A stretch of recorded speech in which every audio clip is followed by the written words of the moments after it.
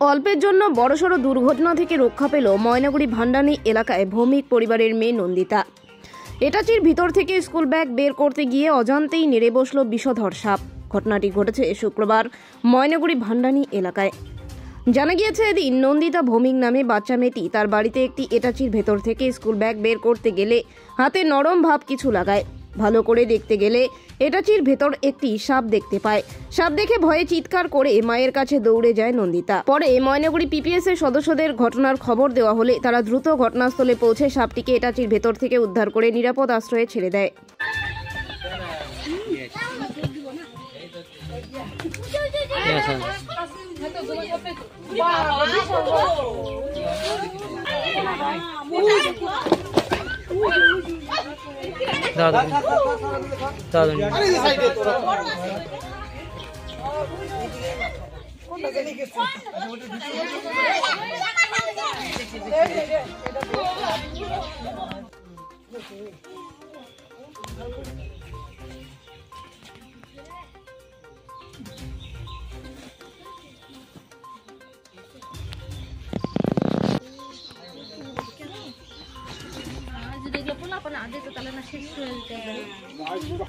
আজকে ময়নাগুড়ি ব্লকের ভান্ডানী এলাকায় একটি অ্যাটাচির ভিতর থেকে আমরা একটা গোপ্রসাব উদ্ধার করি।